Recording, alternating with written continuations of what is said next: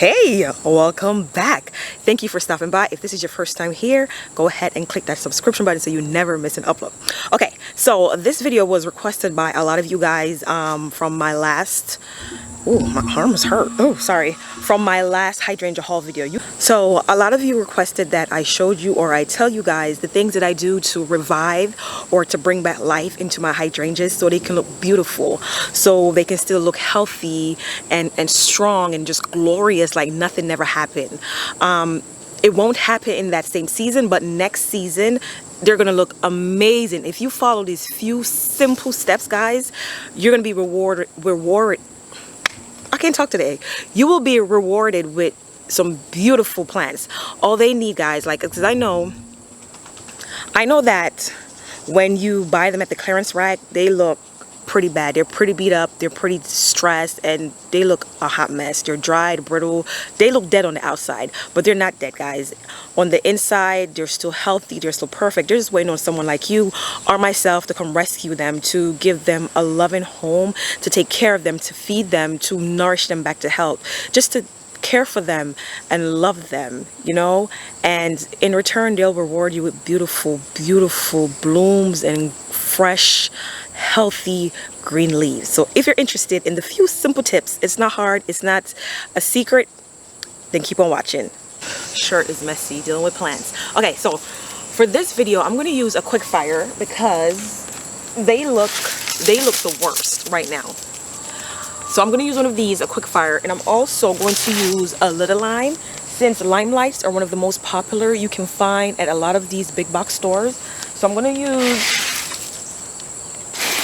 a lime light, or should I say little lime, but I'm going to try to find the worst looking ones and go from there. Also, I'm going to use a microfiller. Hope I'm pronouncing that correctly. A microfiller. It's a big leaf hydrangea. Those are the ones that normally bloom pink or purple or blue. I'm going to use one of those because those are a little bit funny because a lot of them bloom on old wood, and you have to be careful how you cut them back and treat them, or else they won't bloom the next season. So I'm going to gather my supplies and we can get started. I'm just going to use a quick fire because I couldn't find any of my lime lights that look as bad as this. Alright, so just let's pretend I just got home from the store. The first thing you always do, guys, always soak and drench your plant in water. Give it a good drink. Hydrangeas, they love water. So that's the first thing you do. If you cannot, for whatever reason, get to attend to your plant right away, maybe you have to wait until the weekend, whatever the case may be, you can fill your wheelbarrow or like a little kiddie pool or some type of tub to like 2 inches of water and just sit your plant in it, and it will be fine until you are ready to get to trimming it up and cleaning it up.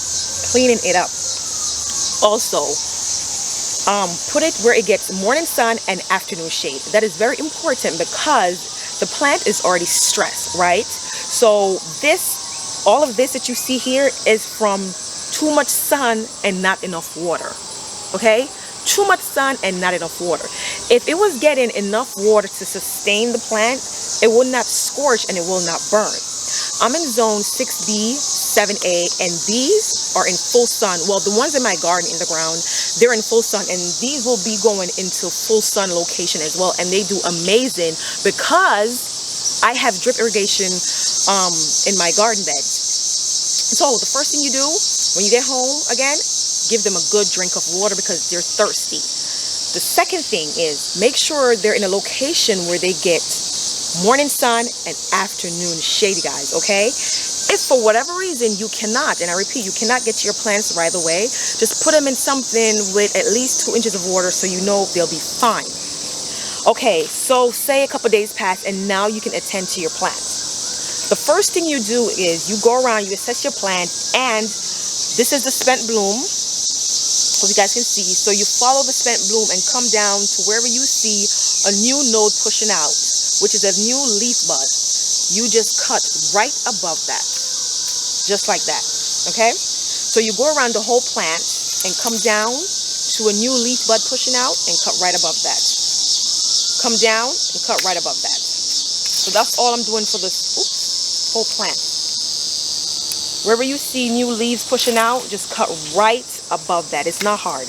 Do not be afraid to cut these plants. Botanical hydrangeas, they grow and bloom on new wood. So say I cut it all the way down to about 6 to 10 inches from the ground, it's going to grow very aggressively and it's going to bloom that same season. This is not like the microphylla big leaf hydrangeas. Those hydrangeas, which I have one here, I'll show you guys in a minute, they bloom on old wood, but they do have new and improved varieties that bloom on new wood and old wood.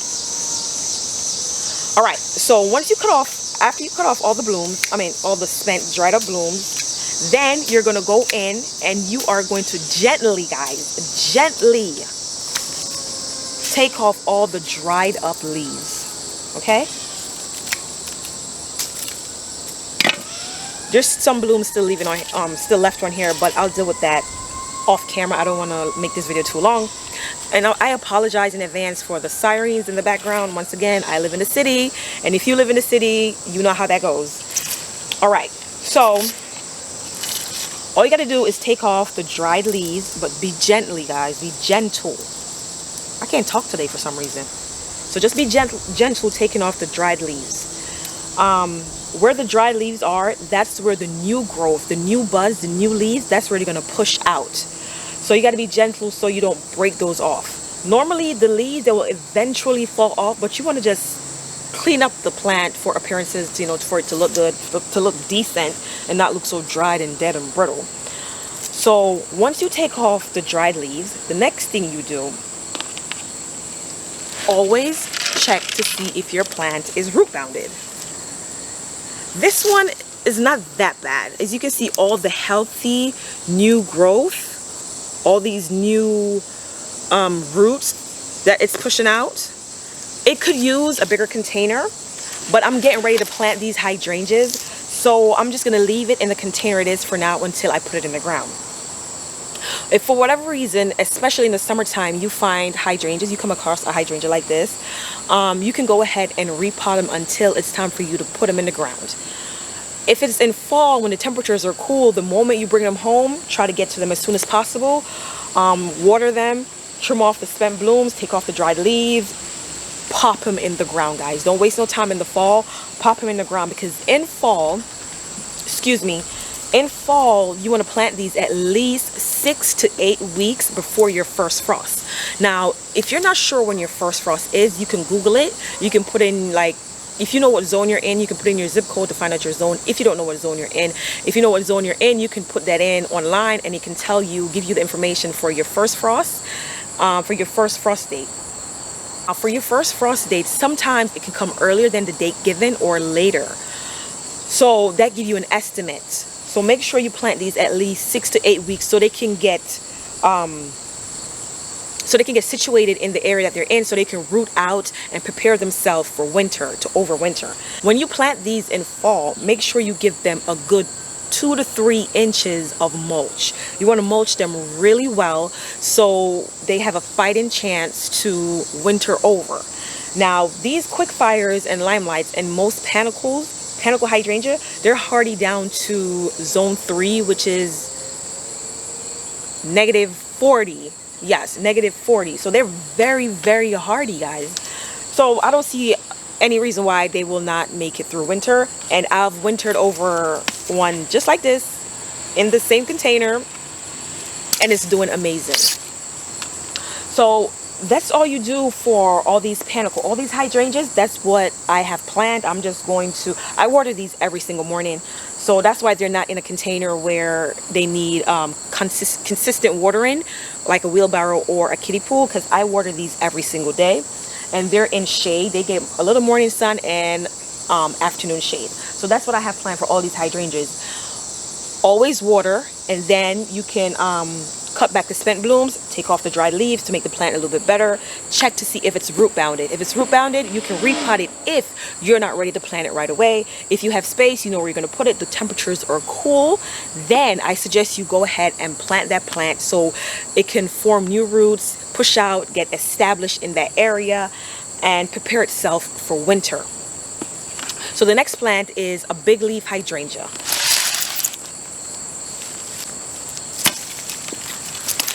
This is a big leaf hydrangea microphylla.